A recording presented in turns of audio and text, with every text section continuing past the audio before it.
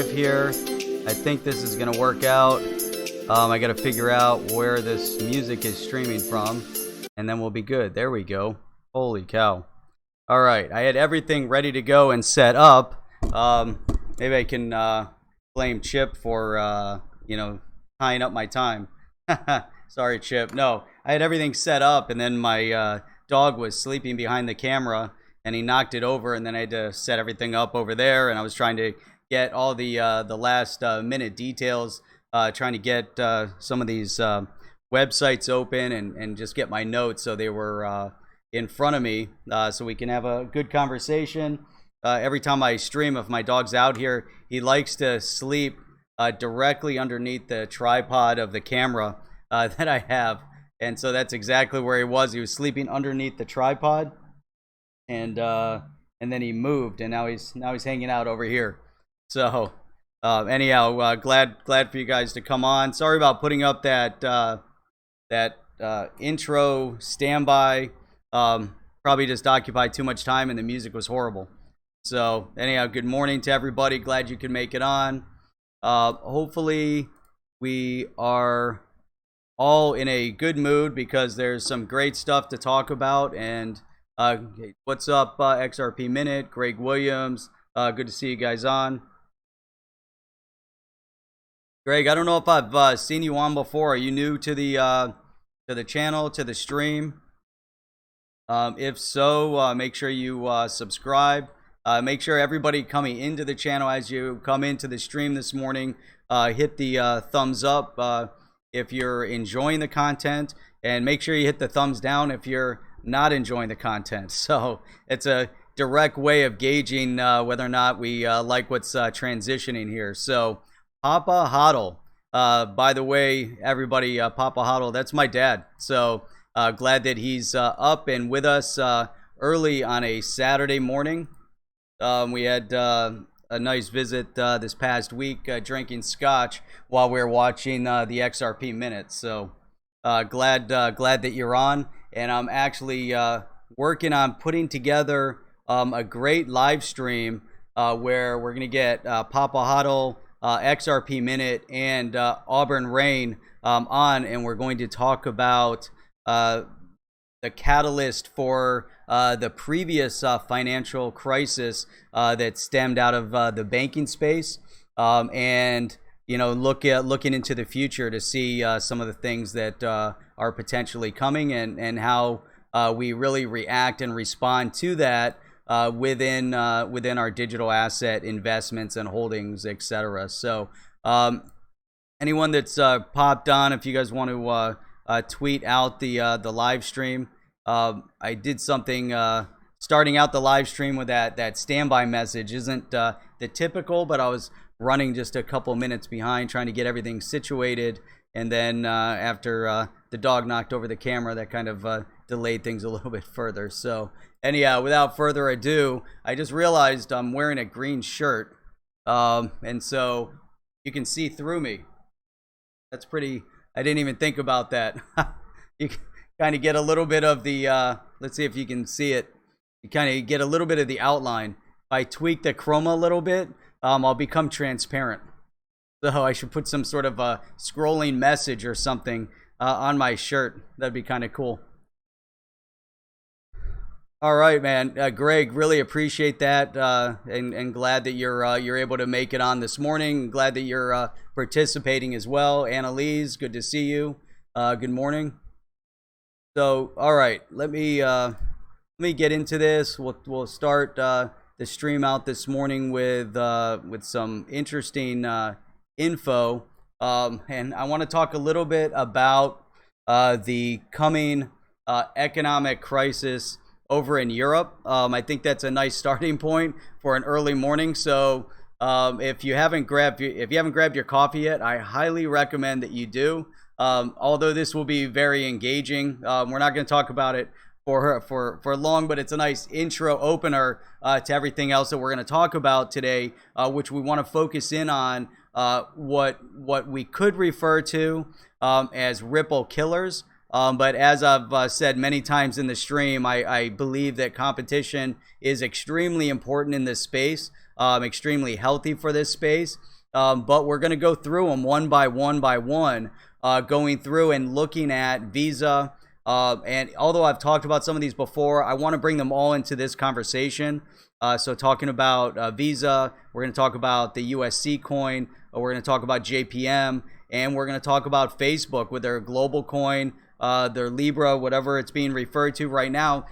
They're all important as an important dynamic within a payment space that we can equate as a $125 trillion industry that's at stake. So before we get into that, let's dive in a little bit into what's happening potentially over in Europe. And so number one on the docket here has to do with the fact that Italy is developing or has designs on putting in place what we can refer to as a shadow currency. Maybe that's not the right terminology, but I believe that, for our conversation, our purposes today, it definitely, that's what we're going to use. So now, obviously, in Europe, they embraced the euro many years ago. By embracing the euro, it definitely had a direct impact on the economies of countries like Italy, like Portugal, like Spain, like Greece. And we've seen Greece go through multiple financial collapses and bailouts. And in any of those scenarios, none of these countries have recovered since the implementation of the euro. And in fact, it's gotten much, much worse. And then, if you want to tie in some of the political struggles that are currently going on throughout Europe, it's really ramped up political movements that are a little bit terrifying in Italy, that are embracing some of the old propaganda of Mussolini. So with this, why is this all important right now? Why do we want to look at this right now as we begin to see a potential deconstruct of the European Union, a potential deconstruct of the euro, to allow these countries to regain their nationalism, to regain their national identity, to regain their self-sufficiency, whereby, relying on their own economy and their own currency. Now, the problem with the euro overall, and why did it have such a detrimental impact on some of these economies? If we want to look at the economies of Greece or Italy or Spain or Portugal or, a number of others, and if you want to compare them at the time or even now to an economy like Germany or France, and you see, two distinct nations where, especially Germany, because much of the economies of Europe have been supported on the backs of the German economy over these many years. Now, it's unfair to Germany, but it's very unfair to countries like Greece and Italy, who have seen a de-evolution of their economies. And so at a point where we begin to see a transition over the past number of years to a more positive economy, we see those countries remaining stagnant. And again, if we want to relate it back to the reason, if you want to look at a country like Greece, where the cost of goods in Greece was far lower than the cost of living. I'm talking about the cost of goods. The cost of living in Greece was far lower than what the cost of living was in Germany. And the cost of product, food, and rent and things like that was significantly lower in Greece than it would have been in Germany at the time. Now, when you attempt to bring everybody into a same economy, you have two choices. Either you bring the cost of everything down and you attempt to devalue everything, or you attempt to bring the cost of everything up. So they chose the latter, which was, if you're going to have a similar euro, the cost of goods across Europe will also increase to a similar level. As a base level. So that definitely had a direct impact on the functionality of what was happening, in Greece. So I'm just looking at this this note here. Hang on a second. Farshad, man, thank you very much for that. Appreciate it. Carl Lewis, don't laugh. What am I going to laugh at? Hang on a second. What are you going to say? What did we miss? Don't disturb him. He's concentrating. All right. So, hang on a second. David D, do you see a one world currency? All right, let's go to that after, because I don't believe in the one world currency. U.S. Could not even agree on climate accord, and UK never used the euro. Greece brought debt to EU. Very difficult. And yeah, there's a lot of those issues. I agree with that, David, 100%. Greece was definitely, highly indebted and created that. And so you have these countries like Greece, like Italy and Portugal and Spain. And I'm bringing those up because they're the ones that are struggling right now. And much of the economy, again, in Europe and the euro throughout the EU, or with the currency with the euro, again, is supported by the Germans, by Germany, and same thing with France. And so you have two more advanced economies that are supporting the rest, and it's not a positive overall, because even from a political perspective, it's very demoralizing. And so why is all of this important right now, especially? So when there's a discussion coming out of Italy, and they're talking about this idea of separating out and going to another currency that will be developed side by side with the euro, so they can attempt to recapture some form of independence in their economy, and at least they're looking in a direction. It's not necessarily they're looking into isolationism. They're not looking at protectionism, but they are looking at their own national identity and looking for a solution that's going to pull them out of a long-term economic recession that has cost them jobs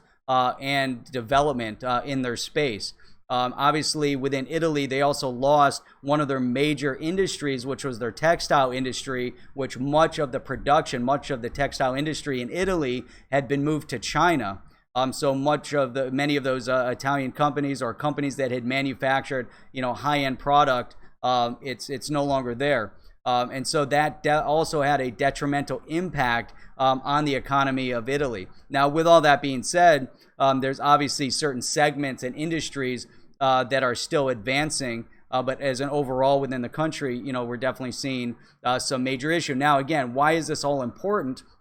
And the key behind all of this is going to then relate back to what's happening in this digital asset space, and we see this advancement within the digital asset space, and it really does provide a potential for these countries to then separate from, or have a digital form of currency to rely on, to help build on and develop. Obviously, as we know, within the blockchain technology and the digital asset space, it's providing significant added value. Blockchain from a technological perspective within the financial space, and digital asset with the possibility or potential of providing liquidity in areas that it's direly needed. But even more so, something that we've talked about a lot is allowing a leveling, so to speak, a leveling of the playing field, meaning that it's giving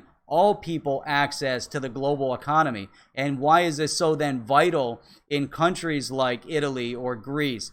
Is that it allows many of those to then participate in the global economy that might now be struggling, utilizing a digital asset to secure and stabilize. Whereas, obviously when we look at countries like, or countries in Africa or Latin America that are, still considered third world countries that are trying to build up, even, with them, it's even more so important. And so that's definitely a contrast, because in Italy isn't anywhere comparable to what's happening in some of the African countries that need to be built up and need more access because many of their people remain unbanked. So obviously there's a lot more in the fundamentals where we can dig down and have a much longer discussion on this. But I thought it was a really important place to start as we start really looking into some of the things that are happening. Now, something else as a transitional point, to get into what's happening right now with these quote unquote ripple killers, and they do all factor in because each and every one of these companies are focused on the global payment space. Global payment also relates then to the economies and economics very clearly because it's the faster and more efficient methodology of moving currency anywhere at any time. So and doing it relatively transparent as well as relatively cost efficient. So we want to look at that. Before I drill down into getting into the topic, into that topic, and we develop that a little more, I did want to point out one thing, and I believe that this is important, and it's been brought up on a number of previous streams, which has to do with Binance. And this also factors into the entire equation because one of the things that we're going to see, I believe, and I could be wrong about this, but it definitely looks like this is happening because when you look at it from a business perspective and you look at an industry, we start seeing the brick and mortar industry, which are the banks, moving into a peripheral position where we see the new digital asset exchanges growing at such a rapid pace right now. They're either going to remain in direct competition with each other, or we're going to begin to see a blurring of the line and an absorbing of one over the other, whether it's the digital asset exchange being bought out by a large banking industry, or we're going to see banks being bought up by these digital asset exchanges, which will give them direct access to banking rights in different countries. And I believe we're beginning to see that movement within Coinbase for sure. And we're also beginning to see that movement with Binance. Binance right now probably having one of the largest global footprints of any digital asset exchange, and Binance is growing at such a rapid pace right now that they really need to identify, how do they really grow beyond where they are right now in the different countries that are going to be relevant for significant growth. So the United States obviously being one of those locations for significant growth, which is predominantly dominated right now by Coinbase, by a percentage by Uphold, and then Binance as a foreign exchange within the US is, I believe, a little bit more difficult. And if you really drill down into it, not financial advice here, but something that you definitely need to be aware of, and something that my CPA had told me, is that when you hold a valuation of more than $10,000 on a foreign exchange, you need to report that. So if you hold $10,000 on Coinbase and it's just sitting there being held, you don't need to report that. If you have $10,000 on Binance or more right now, then you do need to report that. And it's reported under a specific on a specific form. I forget exactly what that is, but that's holding money in a foreign bank with potential economic gain overseas that does need to be reported. So that's, I believe, something that everybody needs to be aware of. And when we do put money there, now Binance also is aware of what's happening from a regulatory perspective, from a business perspective for growth potential within this space, also understanding the dynamics of what it is going to mean to start competing at the banking level. So here we have Binance discussing this growth within the U.S. space by launching Binance US. So does that mean there was some discussion about Binance pulling out? And we got to pull your investment and whatever you have on there, and it's a negative. And what is Binance doing? And what does that mean for the industry? it doesn't, what it means is that this industry is about to explode even further because Binance is stepping into this space. And so that is very, very important. Now, some of the other exchanges that I didn't mention that are here, you have Kraken, Gemini, also another large organization. And Gemini focusing in on the custodial side, being able to support the larger financial institutions that are ramping up and getting into the digital asset space. Binance, I believe, also launched a segment to where they will also be able to facilitate a custodial arrangement, as did Coinbase. So we have Coinbase, Gemini, and soon Binance, which will be supporting custodial account to support financial institutions, where also, as Binance enters into this market, again, understanding what is important from a regulatory compliance perspective, I think it's really, really important. And all of this factors in because what we're seeing is, we have Binance and we have Coinbase that are both expanding their global footprint at a very rapid pace right now. As they expand their footprint, obviously then we're also seeing a seismic shift in what that means for the economies of these various regions. So Europe is an example. If the EU is, if we look at the EU and we look at the euro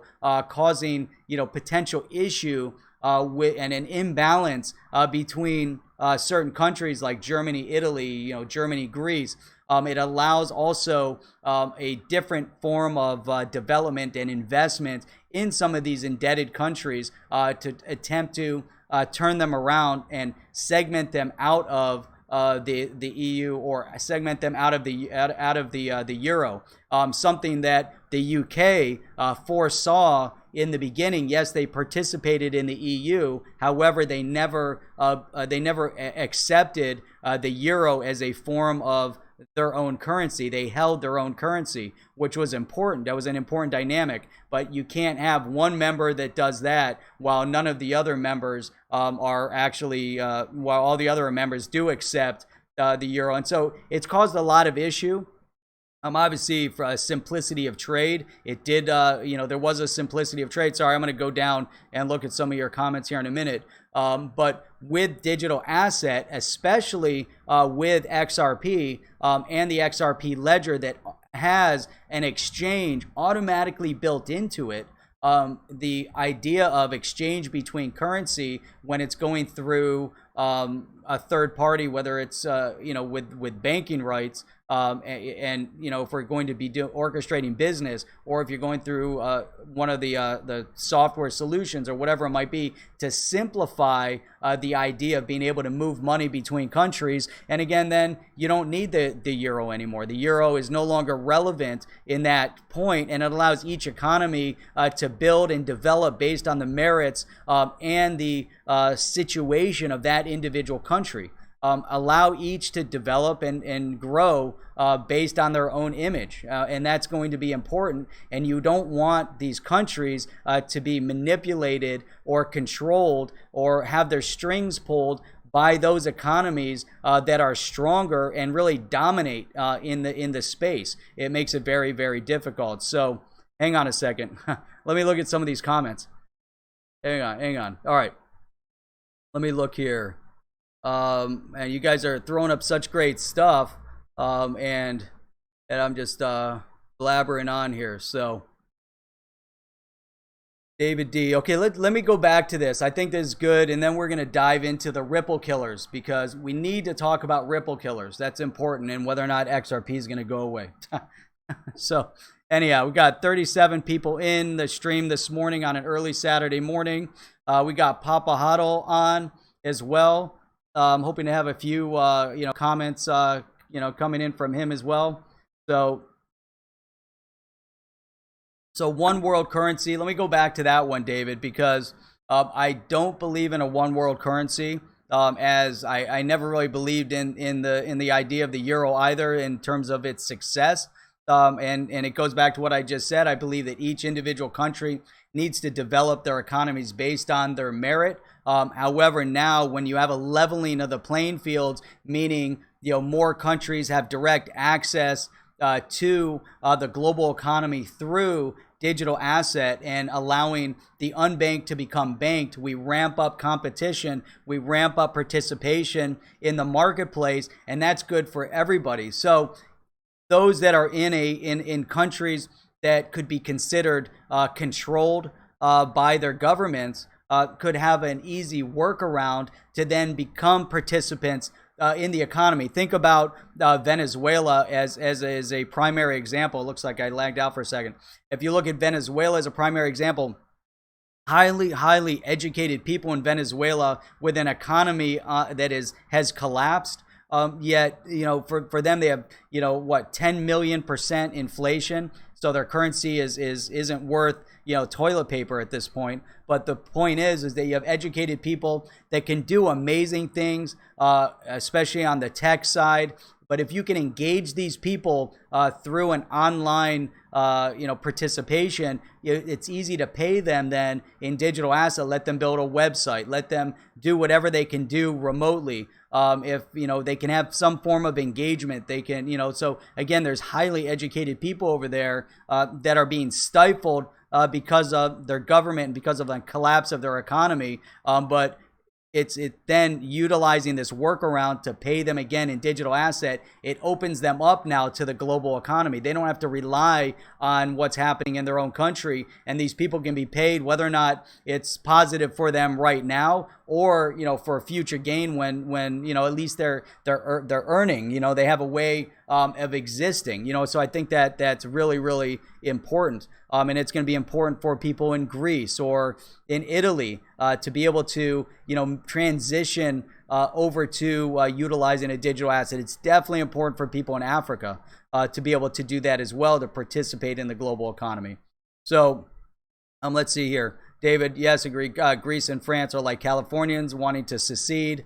Let's see if UK moves forward with Brexit, which I believe will happen. Other countries will try to follow. It could be definitely a positive. Let these countries exist on their own. I think it's really important, and that's what they're saying is you can't have all these different countries with different national identities, different cultural points of view, and you try to pull all these countries together to agree on something, and people aren't going to be happy. It just doesn't make sense that way. So let's see here. Let me scroll down here. David, man, you're throwing up some good stuff. So are you new to the stream? I haven't seen you participate before, but man, you're definitely giving some good info here. So if you're not subscribed yet, definitely subscribe to the channel, man. And hopefully we'll see you on again, participating, at least commenting like this. Binance is cleaning up their act, operating outside of coming to FT. Yep, and their move to Malta because it's more crypto friendly. Exactly, good point.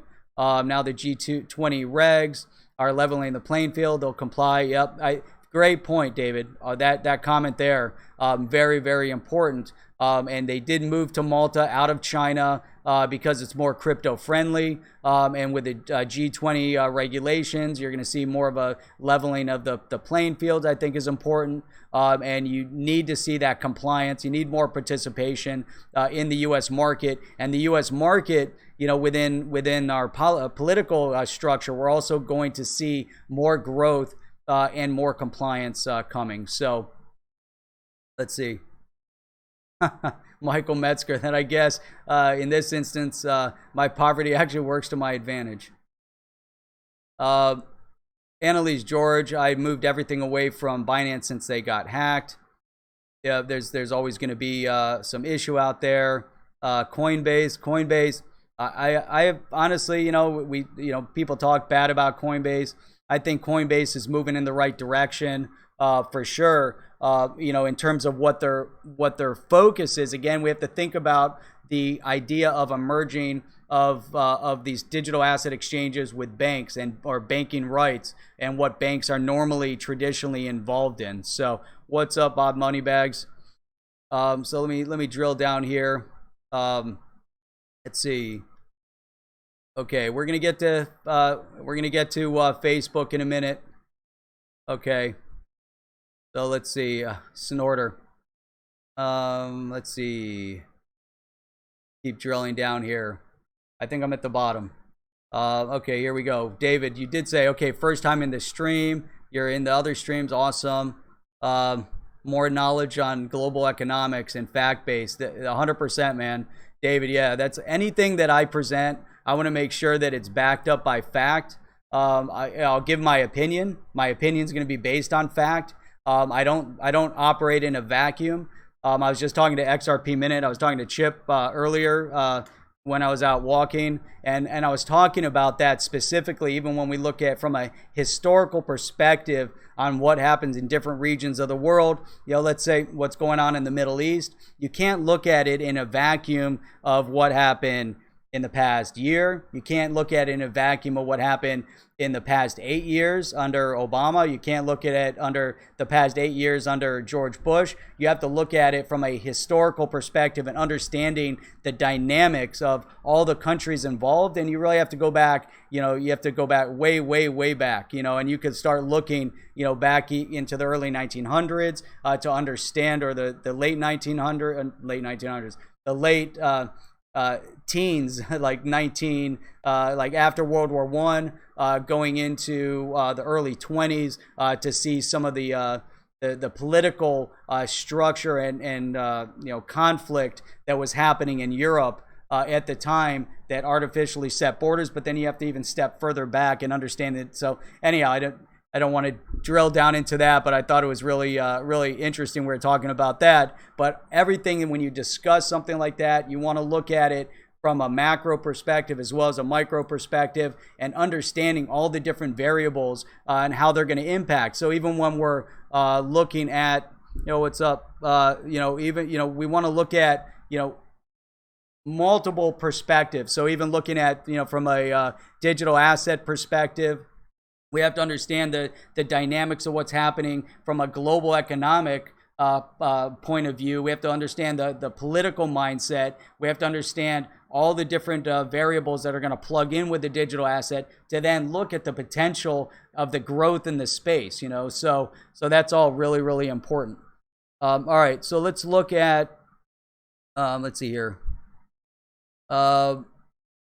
David D, there are now more than 20 XRP focused YouTubers that range from cartoon bear promoters to factual news reporting.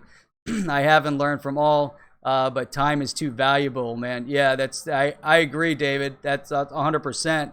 You know, you're definitely limited in scope of time, and you really have to, you know, dig through and say, hey, you know what, this is just kind of fluff.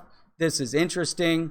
And, you know, and have something that's a little bit more engaging and educational, because when you're in the mood for, you know, just fluff and you know, just pure entertainment, you know, versus actually learning something and actually developing and participating. And that's what I really love about, you know, the people that have joined in into these streams. Everybody brings a great perspective. There's a lot of people that sit on the sidelines and listen, which is awesome. You know, I really appreciate that a lot. And I really appreciate all those who are also participating in the comment, because I've taken a lot out of it. And I've been able to put that into some of the things that I've talked about, researching a little bit more in depth also. But everybody has something to provide. So, you know, I really love that.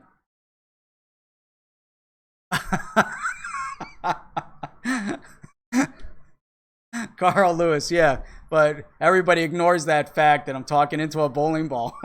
Some might call me insane, so I don't know. At least I'm not sitting in the bowling alley doing this, right? This is a duck pin bowling ball. Isn't that a Canadian thing? I forget what there's that Canadian or there's duck pin, whatever, where you get those little. What's that game called? They have it at Dave & Buster's now, where you roll it in and you got to get it into the circles. I forget what that thing's called. They have their balls are about that size. So, all right. So let's let's take a step over into the Ripple killers. So now that we've had a little bit of Light talk, skee ball. That's right, Mike Smith. Skee ball. That's right. Yeah, I love that. That's awesome. That's what we always play that. It's funny. My son and his friends always want to go to Dave and Buster's. I'm like, there's no way in hell I'm going to Dave and Buster's. Back in the day, we'd go to the arcade. I remember my dad bringing me to the arcade. We'd put $20 into the machine, and you get a bucket of quarters. And you're like, oh my God, I got so much money. You know, where are we going to spend all this money on video games? And it lasted hours. You know, you're there pumping your quarters into the video games back in the day, and it was so much fun. You know, it's all about the video games, right? And you're going to spend that $20 on video games. Now you go to Dave and Buster's, and it's like $40, you know, and you get $40 worth, and you give the cards to the kids, and they run off. They play a couple of the video games, maybe a racing game here and there, and then you find them, and they're on those casino slot machines, you know, trying to get tickets so that they can win tickets. So then we can go into the back at the end of the day after about 30 minutes. So they go through your $40, and then you go back there, and they're getting those $1 trinkets in the back, or candy, or whatever they get. But it's funny. I look in, you know, we have a basket of balls and stuff. I've got every Dave and Buster's ball. There's a football, there's a soccer ball, there's a basketball, there's a large ball. And then now we go to the trampoline places, and they came back with my son got another football and another soccer ball, and we got all these, and it's hilarious, you know, but that's what they do. That's what they want to play. So, all right, let's see here. Hang on a second, David D. Let's see. It's the BG 123 Magic 8 ball, not a bowling ball. And Jeff said duck in a row. What's that? Has to be related to using the YouTube. That's right. That's exactly it. This is my Magic 8 ball. I get messaging on the front side of it. It's telling me what to say. Can you get your 20 back? Man. So yeah, my dad. Man, you like the arcades too. We used to have a blast back in the day. We'd go and play video games. I can remember way back, and this goes way back, and you know, and we were out, and we stayed out till like 1:30 in the morning. And I remember my mom being really pissed off because we're, you know, playing video games and eating pizza until 1:30, and I was probably like 8 or 9 years old, and she was not a happy camper. But that was the best. Man, we used to have a blast with the video games. So, all right, let's look here. So check this out. Now, we're going to look at Ripple killers. Now, Ripple killers, XRP, you know, is it going to survive? Are we so worried about Visa getting into the space? Are we really worried about the USC coin, which is a conglomerate of 14 banks, getting into this space? Are we worried about JP Morgan with the JPM coin getting into this space? Are we worried about Facebook getting into this space? You know, there's so much that's going on here. And so, you know, we could really be concerned. You know, we could look at it and say, you know what, you know, Ripple did well. They started back in 2012. They've got some brilliant people. They've got, you know, first mover advantage. You know, they were in this space. They kind of opened the space. They basically set the stage to show all of these other companies and banks that the global payment space is really important. And that this global payment space is something that they too want to take a piece of, and that, you know, Ripple's not going to be the one to do it. But we're going to look at this a little bit differently. So, something else real fast that I wanted to bring out. I thought this was interesting. So there's this organization. There's this. It's called Revolut, right? It's one of the fintech companies. Grew up over in Europe. Now it's getting ready to launch in Australia. There was this article that popped up on CNBC the other day, on Thursday, talking about the fact that Revolut is going to begin onboarding about 20,000 Australians that signed up for a wait list to participate in Revolut. And Revolut's actually setting up a headquarters in Melbourne. You know, why is this important? Because it factors in to what we're talking about, which is banking, and it's really, you know, web-based or app-based banking. You know, so this is definitely important. Farshad, man, thank you very much. Happy Father's Day to everybody. Happy Father's Day to you as well. Glad that you glad you brought that up. So thank you very much. Appreciate that. Now Revolut is, again, it's important because it's growing at a faster and faster pace, and it's relatively new. So here it says, it was founded in 2015, so it's been around for 4 years. It kind of lit up things over in Europe, and now it's going to start lighting things up over in Australia. And why is it important? Because, again, it's an app-based bank. And so we're moving away from brick and mortar banking. Now, what significance this have is that you have these fintech banks popping up, fintech banks that have banking rights, that are setting the stage, that are making the moves that are critical to many of these digital asset exchanges. And so if we think about it from this perspective, a Revolut is in a much more buyout type position than a JP Morgan.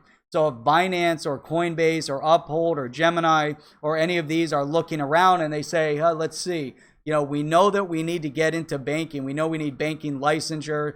We know that, in order for us to blur the lines and start down this path, we need to get into the banking space. Again, is JP Morgan the one that's going to be ripe for buying, or is a Revolut going to be more ripe for buying because now they have the banking rights? They're creating a banking environment. Let's say like a Capital One that had bought out Ing. Ing developed a large online banking community, which now became Capital One. Capital One is now transitioning over to brick and mortar coffee shops, and so Capital One's trying to maintain the relevancy to the millennials by serving espresso, which is interesting. It's yeah, all right, man. All right, Farshad, check you out later. Appreciate you for popping in and visiting with us. So so there's all these dynamics going on right now.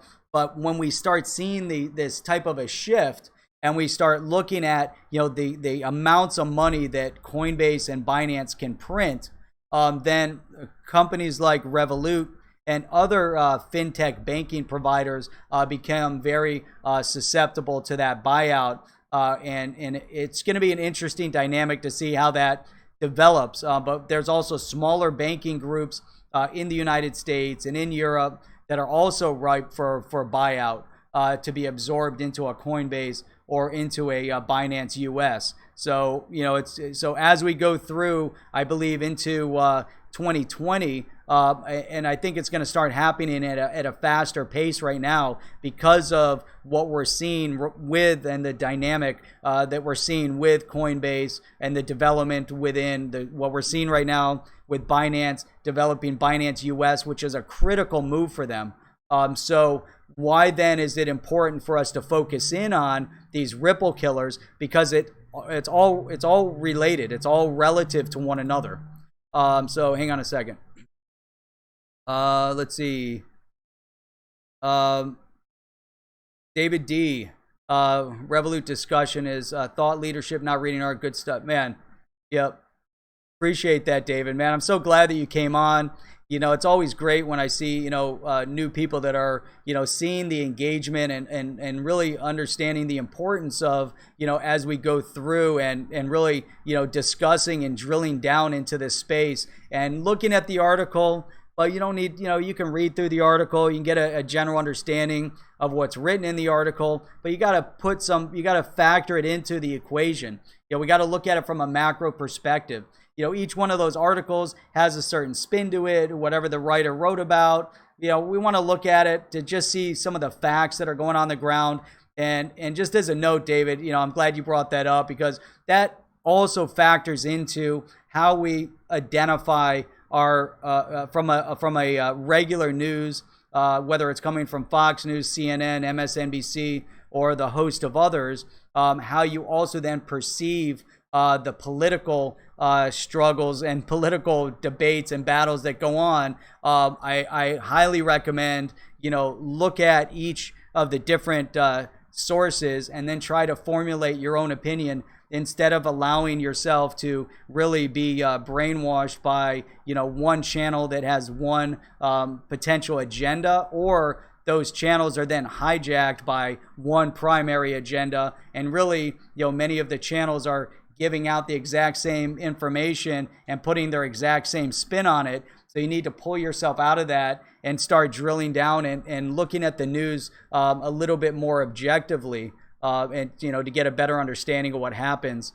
And you know, from there, then, you know, establish your opinions. I think that's very, very important. But so, you know, what we're really seeing right now, you know, we see an industry, we see a technology that is developing, and I'm talking about what's happening within this global payment space. So look at this, we're coming up on an hour. I'm gonna have to go a little bit longer, so hopefully you guys can hang in there, you know, through the rest of this ride, because we might go about another 20 or 30 minutes to get through this. So hopefully that's okay with everybody.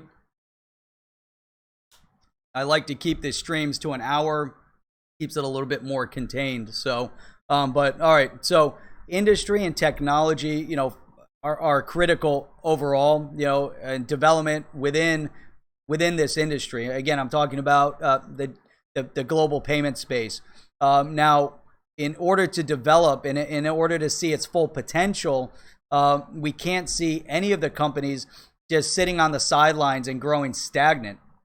So we know that companies need to continue really looking for new growth opportunities. If you're not looking for new growth opportunities, then you're becoming stagnant.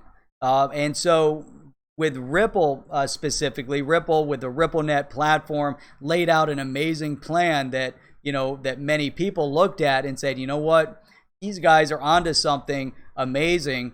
These guys are building this platform, this global payment, cross-border payment platform infrastructure based off of blockchain, utilizing a digital asset, XRP, and we're starting to see what that really means, not just from a transparency, speed of payment, you know, the overall efficiency and cost of transaction, but the secondary component, which is XRapid, providing liquidity and allowing banks to extract their millions upon millions of dollars that are sitting stagnant in Nostro, Vostro accounts, and they can pull those back and reinvest them in other ways. That is a critical component. Now, Visa, USC, JP Morgan, Facebook, and others have now identified that what Ripple did and what Ripple is doing is actually brilliant, and it's actually very, very important. And it's so important that they decided to compete for the space. Now, hang on a second. Now, we know that this space is a $125 trillion industry. All of a sudden, I just, anyhow. So, competitors have to step up to compete. Nobody's going to sit back at this point and say, whoa, you know, Ripple's in that space. Forget about it. You know, we're just going to keep doing what we're doing. Let them do what they're doing. And, you know, let them capture that $125 trillion industry.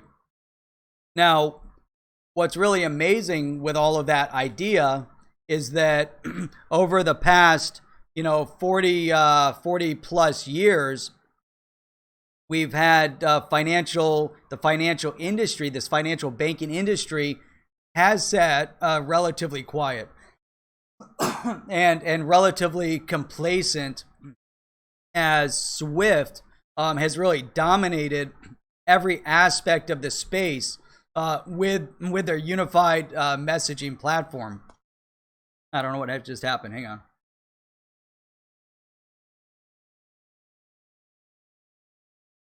DNI, if you come on, I've switched to the small bottles. So, you know, so 40 years goes by, and finally in 2012, one small entity decides, you know what, we're going to take on this behemoth, and we're not going to sit back, and we see a potential with technology to outdo Swift. We want to see that there's a potential where Swift isn't really developing. Swift isn't growing. Swift is sitting stagnant on the sidelines in complacency because they don't need to change. They don't have any competition that's really relevant. So that is definitely detrimental to the entire space. Now, was there technology to potentially influence cross-border payment before Ripple came to light? Obviously, there's technology. Obviously, we saw online banking popping up. However, with Ripple, they then decided, from an institutional perspective, we're going to make a move for this space. We're going to take on Swift. They put their messaging out there, and they started competing head-to-head with Swift with their X-Current platform.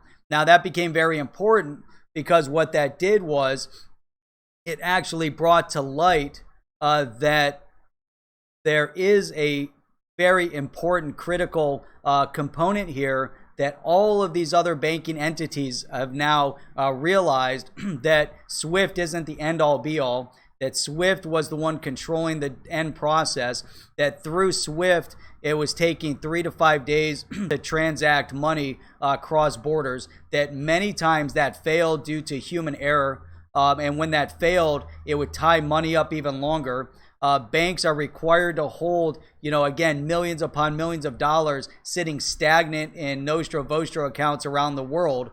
And that is having a major impact, especially when you're going through financial crisis and these banks would prefer to have their money elsewhere and being utilized elsewhere, but it's sitting there because they need it in order to facilitate business transaction.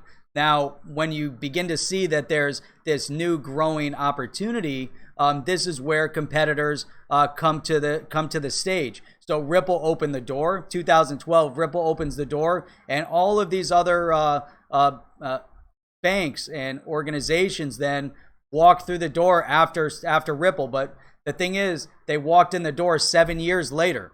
So did they start production? So let's call it 6 years. So they've been monitoring.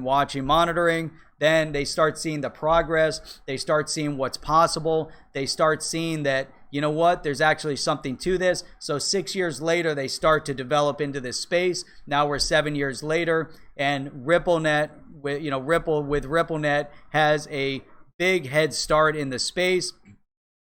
They've already got, 200 plus customers. Obviously, when we look at a JP Morgan, if we look at a Visa, if you look at USC, which is a conglomerate of 14, 15 banks, they obviously have a network to where they could put into play immediately. However, they don't have the complete full solution, and they're so hyper focused on the idea of the digital asset, they're really missing the bigger picture of what the solution really is. And so with the RippleNet solution, and this is where I think it's interesting, this is where they're all eventually going to get on board, and maybe we'll see various aspects of the solution developing, which will push everybody to a better position, which will help the end consumer, institutions, as well as individuals. But they're missing the element of the liquidity aspect, which is so vital to everything at hand. So just having the direct messaging and the settlement component is important, and having the digital asset as a element of it is important. Having the fact that the XRP ledger is doing it in seconds, the fact that it could do it in pennies on the dollar, so $1 million transaction could be done for pennies. The fact that there's full transparency through that, the fact that it's fully decentralized, so there's no one entity now, in full control of that environment, utilizing this digital asset, which is underlying the whole solution.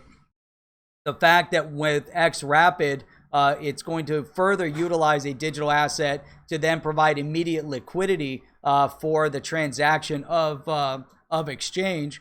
And the fact that it has an exchange automatically built in, so you can have US dollars go into your bank, and pound sterling can come out on the other end without a Nostro Vostro account. So it's really, really important, and that's one of the elements that's kind of missing from these other solutions. Obviously, they'll grow into it, they'll see the importance of it, and everyone will end up competing. Now, there's only one major organization that is truly at risk of losing, and that organization right now is SWIFT.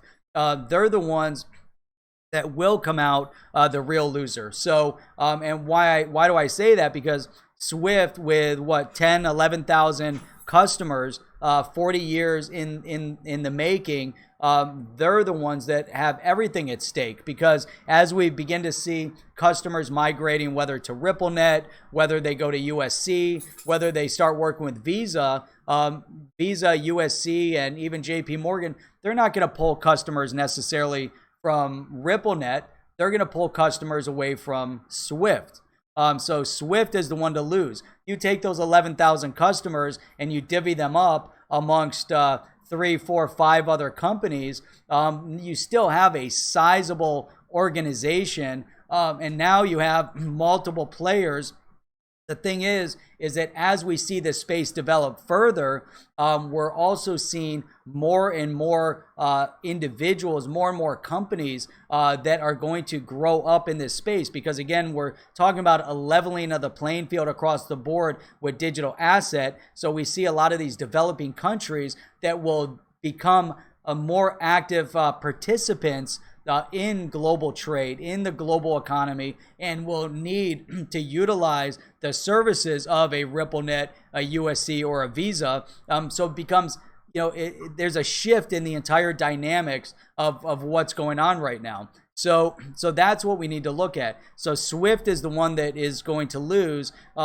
Is there necessarily a RippleNet killer? There's RippleNet competitors, but there's not a RippleNet killer and I put that out there because I think it's important that we even identify these companies coming up, and let's call them RippleNet killers, whatever. They're RippleNet competitors, which is a positive, meaning that everybody is going to grow up side by side and really develop, something amazing. So in this space right now, if we think about it, we have R3 with Corda, and Corda is utilizing and added XRP as their initial digital asset that was going to be used through their solution. I think that's important to identify.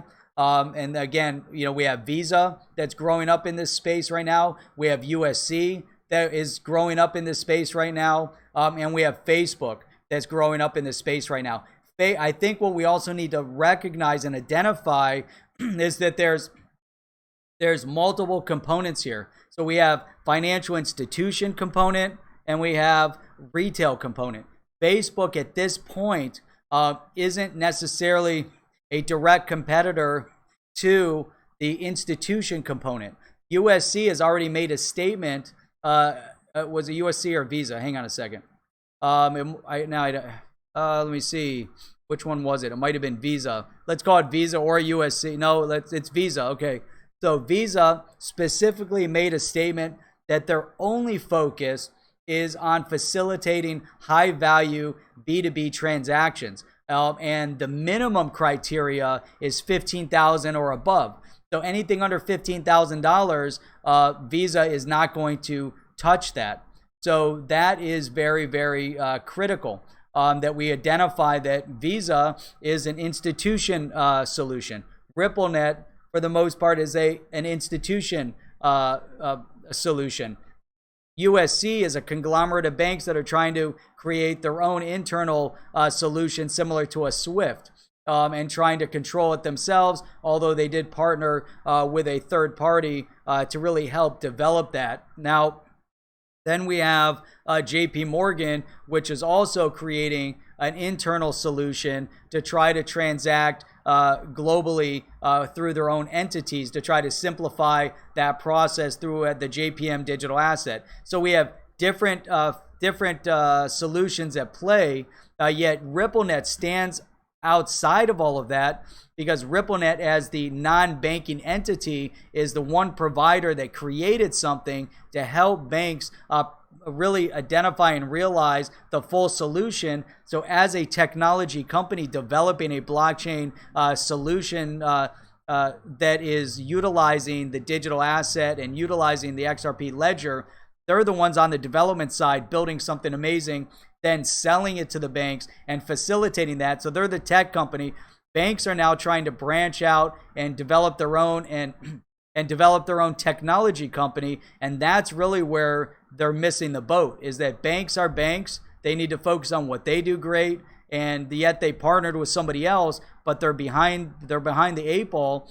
This other company is now trying to rapidly develop also into this space and understand all the dynamics. So really, it's RippleNet and this other company. Was it Synchronicity or I forget the name of the USC developer.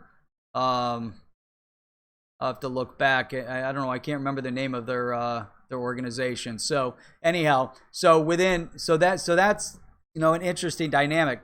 Now Visa is, as they enter into this space, I think they're going to their many customers. And Visa, again, focused strictly on the B2B space. Now, per this, I pulled this up on Forbes.com. There was, some statistics in this Forbes.com article that appeared the other day. And it says that Visa owns $11 trillion market for payments by consumers. Now, they want the B2B solution. So Visa's looking at this $125 trillion market. And again, they're focused on, how do we move as a direct source money from one bank to the other? And that's why Visa's now, Finality, David. So they're hyper focused on the B2B aspect of it. And again, I think it's really important because, we're seeing a different emphasis or a different focus by each one of these entities. Whereas again, RippleNet is more of a global solution. The others are a little bit different. But it doesn't matter. You're going to see growth in the space. We saw Android survive along iPhone. That's fine. We saw Windows survive alongside Apple. We see Burger King surviving alongside McDonald's and Wendy's. And so they all offer something similar with a little bit different spin on it, a little bit different flavor. Obviously we have the battle of Pepsi and Coke that have gone on for years. There's nothing wrong with the competition, and hopefully it allows, again, more direct competition. It also allows more development of technology because you're always trying to win customers at that point. And again, to highlight the fact that the one loser in all of this is going to be Swift.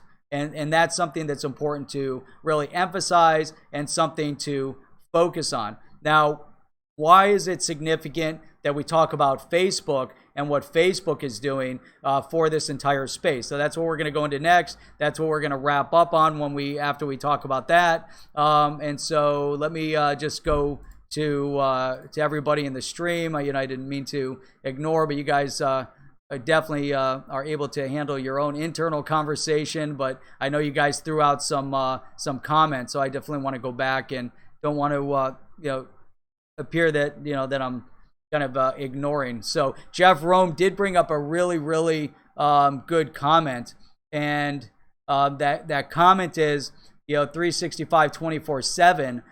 The difference between banks and the digital asset space is the digital asset space runs constantly. It's not just 365 24/7, but it's global in scope. So whereas JP Morgan is relatively, even though they have brick and mortar, they do business everywhere. What's interesting about this digital asset space in general is that it functions almost more like Forex, but with purpose, and it is available to everybody, anywhere, in the world, no matter what, even if they try to block it, it's still available somehow, some way, whether it's in India, whether it's in Venezuela, whether it's in China. You have direct access to this digital asset space, and that's so important to identify and to understand.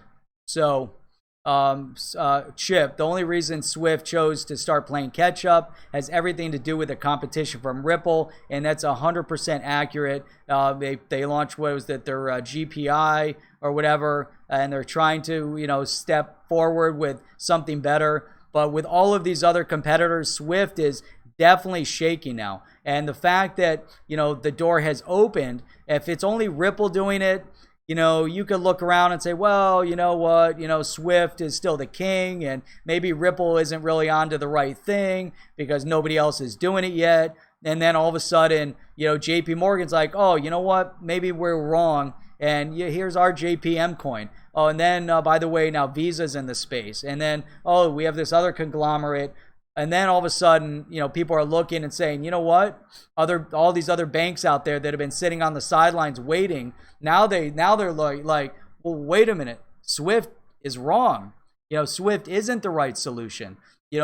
We do have other options, and there's some big names in the game now. Visa, they're not gonna, jeopardize, their multi-trillion-dollar marketplace. They're actually now seeing the potential. Oh, wait a minute, JP Morgan, these guys own a ton all over the world. Those guys, obviously know something. And this USC coin, through this conglomerate of banks, which are some big name banks. So other banks are like, well, wait a minute, now we have some options. Well, wait a minute, Swift is limited.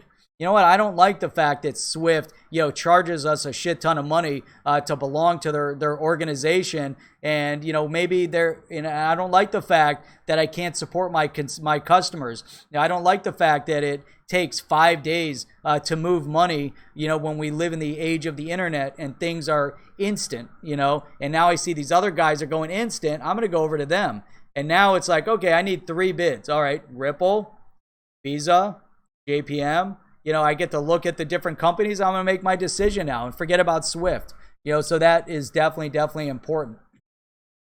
Where does 100, that 125, let me look. That came out of Forbes, actually. So, you know what? That's a good point. I need to go back and re-look at that. I think, the 125 trillion is looking at the fact that that's the amount of money that's transacting over the cross-border payment. I think they do about, $5 trillion a day right now, Swift, in transaction. So that's what they're looking at, as an overall the amount of transaction that's taking place. So what would that be? So if we have 5 trillion per day, and I believe that's the right number. But to that point, I'll go back and look that up. But that's what they're talking about in that regard. It's not so much in terms of profit or sales. It's transaction. But David, I'm glad you brought that up because I'll go back and double check that. Let me see here. Okay, Swift is an oxymoron. That's funny. Let's see. I was going to say in the sure. Carl, funny. Hang on. I had the bell and still didn't get a notification. Yeah, I think the alerts aren't really working the way they were supposed to. Okay, let's see.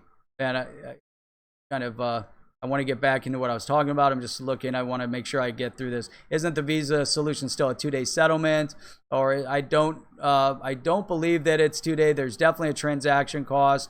There's definitely more to it, and we can take a deeper dive on that as well. But I was kind of staying on the periphery of it. Let's see. David D. Agree unless Swift has a Hail Mary and partners with someone like XLM, which could happen. But then they're still, they stay in the game. They have the relationships, but then it still becomes a competitive dynamic, and Swift still has to lose. Even if they do partner with somebody, they're still going to lose their 11,000. I'm not saying Swift is going out of business, and I believe Swift will maintain the relevancy by doing something like that. They're going to have to out of necessity. So I think that's going to be interesting. Let's see here. Facebook, what is this? If I can send Facebook coin to any of the billion Facebook users within seconds and can convert it, YXRP. It's another competitive advantage that Facebook has. So let me Crypto Bird Dog, good to see you here. Glad that you made it on. So let's dig in a little bit into Facebook, and then we'll wrap it up. I don't want to take this out too long. So so here's why do we see the importance of a Facebook, and whether the Facebook coin is identified as something positive or negative. What Facebook coin is doing is that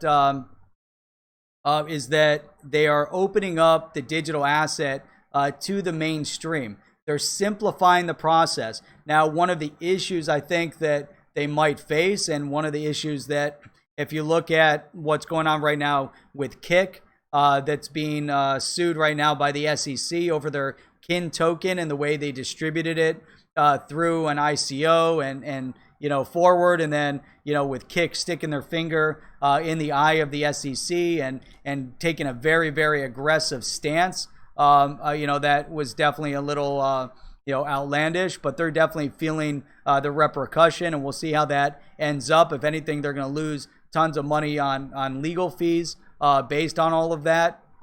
Facebook's advantage, the Facebook advantage is really the fact that they have, I forget what's the number of users they have, like 2 billion users. I forget how many active users they have. It might be, I think it's 2 billion users or something like that. So the active user base, the fact that they're trying to create an environment where individuals, and we're talking about, cross-border, internally, if you have Facebook coin and you're able to then, buy something from another Facebook user, that means that they're also going to have a Facebook store, or eventually, like Messenger, I believe Facebook will introduce this coin through their initial platform.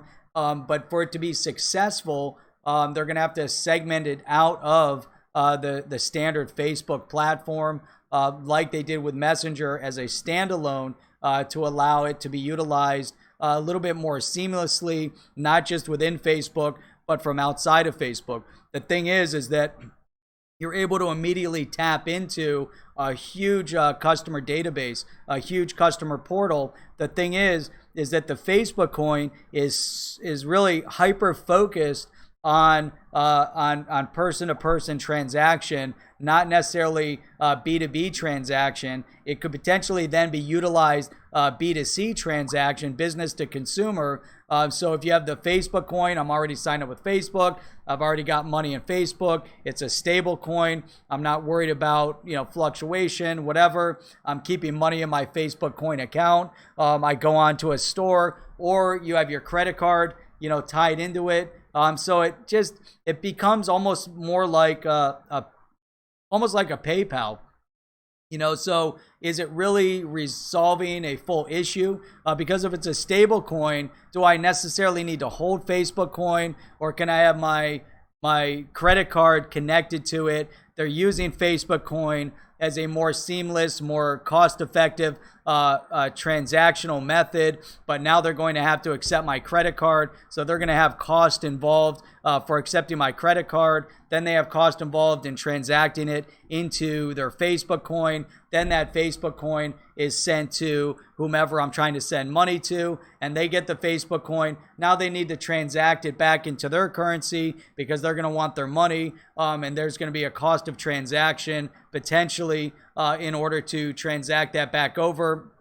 So there's multiple cost layers involved, and that's one of the inefficiencies overall on the consumer side with this is if right now, if I use a credit card, the business entity on the other side selling, they are going to incur, a 2.5% to 3% charge from Visa, American Express, or MasterCard in order to accept that credit card. So now imagine I'm using Facebook Coin. I need to buy Facebook Coin with my credit card. Is that going to charge me percentage? What is my cost of getting Facebook Coin going to be if I have to buy Facebook Coin? And then if it costs me, now I want to use that Facebook Coin, it's also going to have to cost the other person. But why would I want to hold the Facebook Coin to begin with? So I think those are all the interesting dynamics. But if it shifts to a dynamic like a PayPal or an XRP tip bot, where think about the XRP tip bot, if it's able to be implemented, and I can buy XRP through, let's say, an XRP tip bot with my credit card, and I can use my credit card to, but that's just the beginning phase because that's where we are today. Eventually, we're going to have more and more utility of our digital assets, moving digital asset around. So we're going to want to see, easier transition and transaction of those digital assets. So I think there's still some, open question about, cost involved in, small, payment and small transaction. And is it really that necessary?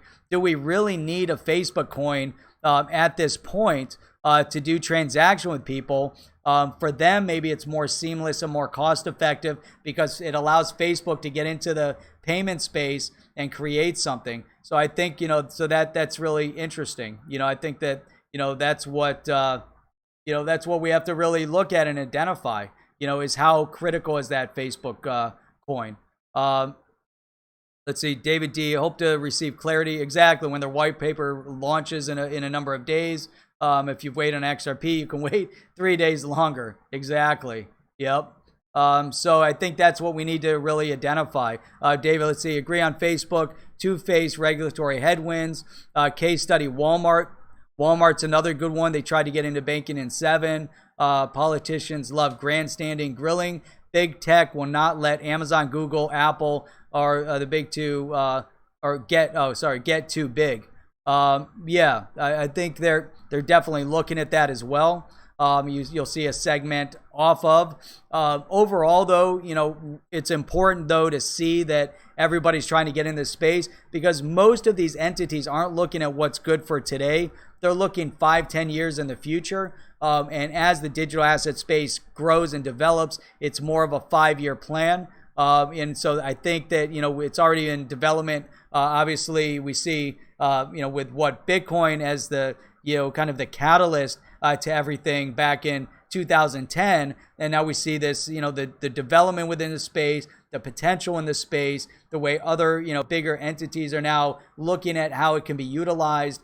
There's just so much that needs to happen as the space grows and develops. But it's still a longer game to play, especially when they move into a payment space. So we have to also then look at if Facebook is getting into this space, where does that leave PayPal? What is PayPal doing? How are they going to interact? What are they going to do? When are they going to do it? And so that's another dynamic of that we have to see enter into the space to see what happens. Facebook has signed up some impressive partners, agree, Visa, MasterCard, PayPal, and many others. That was another point that I wanted to make on that is, who did Facebook bring to the table? But the partners they brought to the table were really direct competitors in the space. And I think it was Crypto Eddie brought that up in one of her videos, based on Sun Tzu.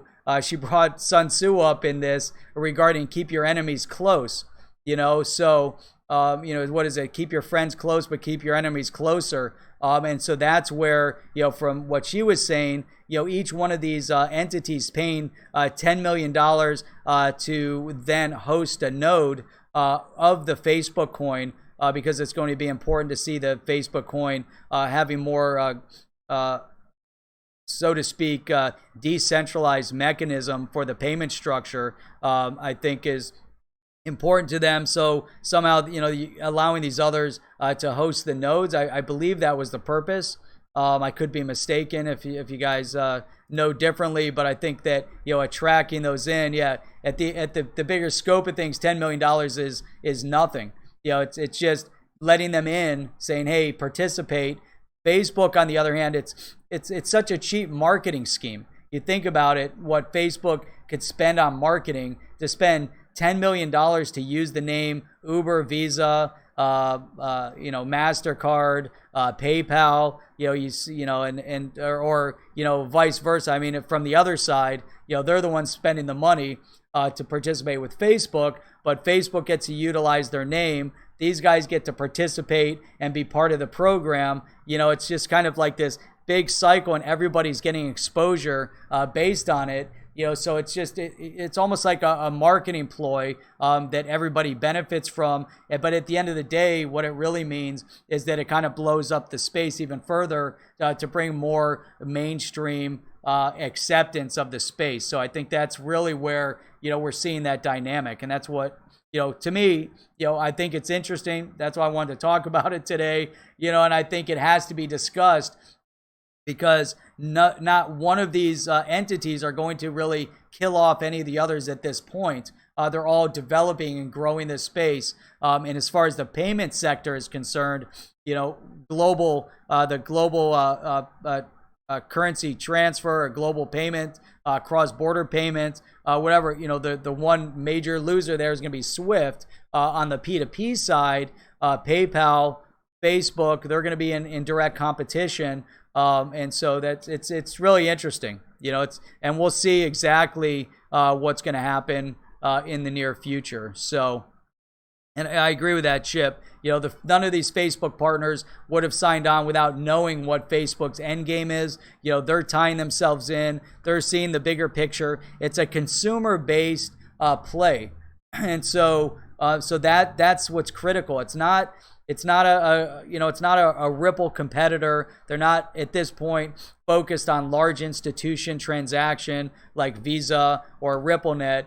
They're focused on the consumer level transaction, which nobody is really hyper focused on at this point. And even with that, why is that not then a direct competitor with XRP? Because the XRP ledger is much bigger than that. XRP ledger focused on micro payment potential, whether it's through Coil, whether it's through the XRP tip bot, whether it's through this new incoming Cinnamon, or many others, or some, what some is trying to accomplish.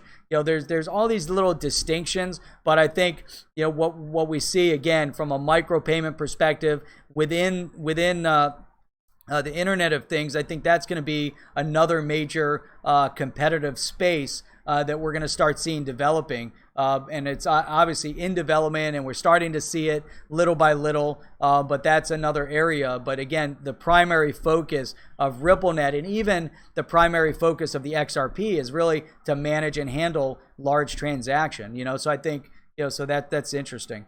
Now, let's see. Visa purchased Earthport for a reason. Exactly. Michael Abate, good to see you on here. Laura McCracken FB, Facebook head e-commerce, her LinkedIn profile says she worked with HSBC, Barclays, Wordplay, and many more Ripple partners. That's interesting too. You're starting to see all these pieces from that world starting to come together, and I think that's really, really important. Facebook will make digital asset a household name. It needs to be elevated away from the stigma of being utilized for nefarious purpose, which is where now, if we want to bring all of this together into one final note, it comes down to regulatory clarity. It comes down to helping to pass specific important regulation bills like the Token Taxonomy Act or the Digital Crypto Tax Fairness Act. Ted Budd is working on a new bill that's going to be released soon. I'm going to talk about that on Monday. I want to dig into that a little bit. And so we need to understand the full scope of everything, how it all relates to one another. Getting Facebook on board, Visa on board, JP Morgan on board, Ripple on board also allows more lobbying to Congress. Now, too many in Congress, there's a handful of people in Congress that understand the dynamics of blockchain and digital asset to the economy. And there's many others that still are allowing misinformation and a misperception of digital asset to dictate their thought process. So it's very, very important to see more and more entities lobbying this world. So that's where all of this is transacting, and that's the full circle. That brings us back to regulatory clarity, and so that really completes everything. Let's see here. Instagram, let's see what happens with them, right? Let's see, George, yes. WB, a little bit of Chinese bamboo. Visa raised their offer to Earthport to make sure that MasterCard didn't get it. Very important, very competitive, being very competitive for the space. And then Kevin Paul, man, thank you very much for the $5. Appreciate that a lot. Now, ultimately, the White House will decide because SWIFT is used for sanctions. Fed already looking at XRP. Ultimately, from a regulatory clarity perspective, for regulatory clarity to happen, Token Taxonomy Act needs to go through Congress, needs to go through the House, get signed off on by the House, go to Senate, and then get signed off on by the President. That's going to create a more feasible environment for the development of the blockchain space. So that's vital. At that point, once you have all of this stuff happening, the White House and really SWIFT is obligated as an international company, as a company with a footprint in the United States, with banking organizations, in the United States. SWIFT's main office is overseas. I believe in Geneva or somewhere, but the banks are, part of U.S. based banks. So they need to abide by sanctions. The same thing will go for Ripple and RippleNet. They need to abide by sanctions. They're a U.S. based company. They're going to be regulated as such, and they need to abide by policy. So you're not going to be able to utilize RippleNet to circumvent sanctions. You're not going to be able to utilize SWIFT to circumvent sanctions. You're not going to be able to utilize Visa or JP Morgan or any of the others to circumvent sanctions. You won't be able to use the Facebook coin through the Facebook platform to circumvent sanctions either. So the government doesn't control SWIFT. SWIFT is obligated and their members are obligated by law to adhere to sanctions if they're based in the United States or any of the other countries that have levied sanctions against a bad actor state like Iran or Syria or North Korea.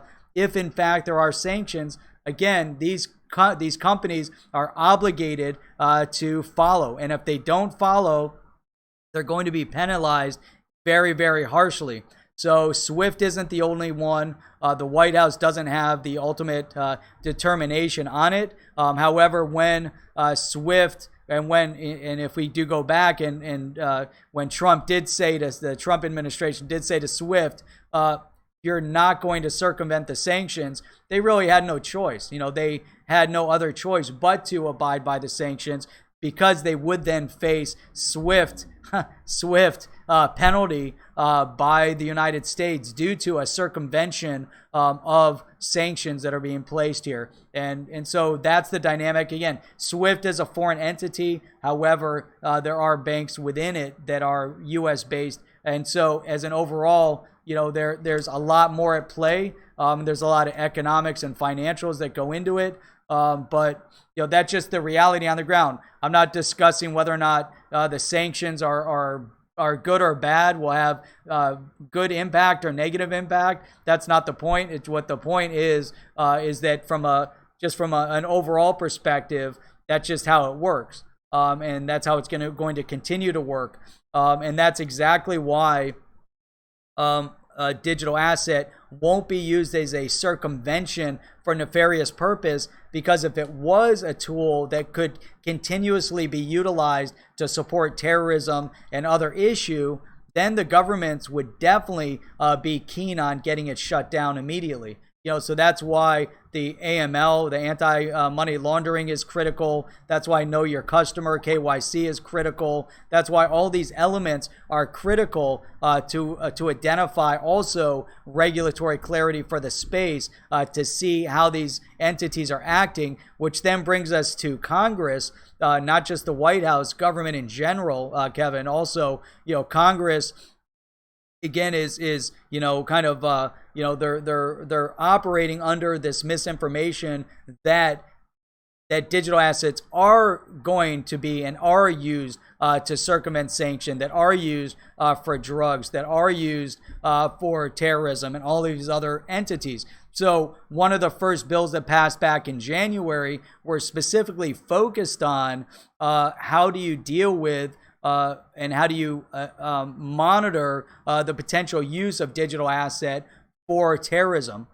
for some of the nefarious purpose. So that was one of the first entity or bills that passed through Congress, at least through the House. I think it's still sitting in the Senate. So there's just a lot more going on. So let me take a look at that. The tip bot. Let's see. Bird Dog, what's up? Thank you very much for that. 2XRP from Bird Dog. And Chip, what? Seriously? Man, is that payback? Man, what's up with that? 1589. That's like 985.1. I appreciate that, man. So you know what's coming on Tuesday.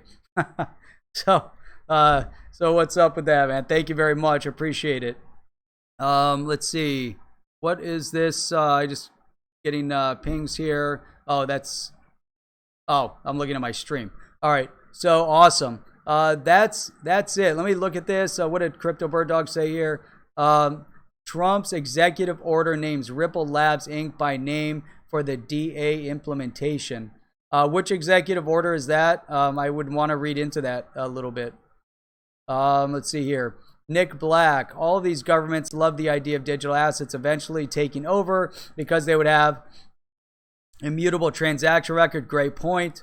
Even for the supposed great point, man, Nick. That's an awesome point, and that's something that too many of us have ignored. Also, is that right now your records are relatively private, but they're still accessible. But if you're paying something in fiat currency, there's really no record. However, yes, you have digital assets, digital asset tracking everything. There's a way to then tie everybody to every single transaction you make. If you don't have any ill intent with that, but your records are still now more readily available for everybody. But at the same time, on the other side of the coin there, to that point, Nick, also every transaction the government makes is now also subjected to full transparency. And that's what we also want. So if you want our records, I want your records, and I want to see every last penny and every last transaction that has been transacted through government, by government, and look at every entity then that they've now transacted money with and to. And I want to also then see full transparency of every dollar that flows through every congressional candidate's stockpile of money. I want to know who it comes from, and I want to know how much, and I want to know how much lobbying is paying to every single one of these congressional representatives. That's what digital assets also going to provide, is that we're going to get full transparency in every shape, every form. That's also, I think, what some of them are going to resist. But at the same time, we bring that in. It also allows us full clarity and full transparency of the voting process. So now we can also see immediately utilizing blockchain technology. A complete side note, and I'm kind of just dragging this on, but I think it's interesting. Voting on the blockchain will allow us to expunge the voting registrants that are out there and remove all of those that are no longer with us, remove them from the voting polls, which will also significantly decrease the potential for voting violations, which we saw in South Florida to a very large extent. A lot of shenanigans that went on, and that won't happen again. But with the blockchain technology from a voting perspective, it's amazing. Yes, it sounds great on paper. They'll have a workaround for themselves. I'm sure there's a way to do it, and I'm sure they're also going to resist it. So this isn't going to happen, next year. This is something that'll take many, many years to potentially implement. If it actually ever happens. But that's the potential, at least. David D, really appreciate it. Glad that you jumped on. Glad you participated, man. You really gave some really great feedback. It was awesome. Monday evening, 10 p.m. is the next stream. So hopefully we'll see you on there. Great thought leadership and smart fact-based presentation, man. I appreciate that. And yes, happy Father's Day to Papa Huddle and all other dads who are in the community. Appreciate everybody here. Crypto Bird Dog 13772. I'm gonna research that. That pen's no longer good. All right, 13772. All my pens are not working. I think it's a deep state conspiracy, so I can't write this down. All right, Nick Black, yes, transparency works in both directions. Some of the startups building in the digital asset mapping space, exactly. Government crooks, we got to stop that for sure. And Crypto Bird Dog, no, well, some dead people can vote. Even Mickey Mouse has a vote, apparently. At least you can register Mickey to vote, and Minnie and Pluto and all the others, because they were registered a number of years ago. Let's see, David D, I believe the Ripple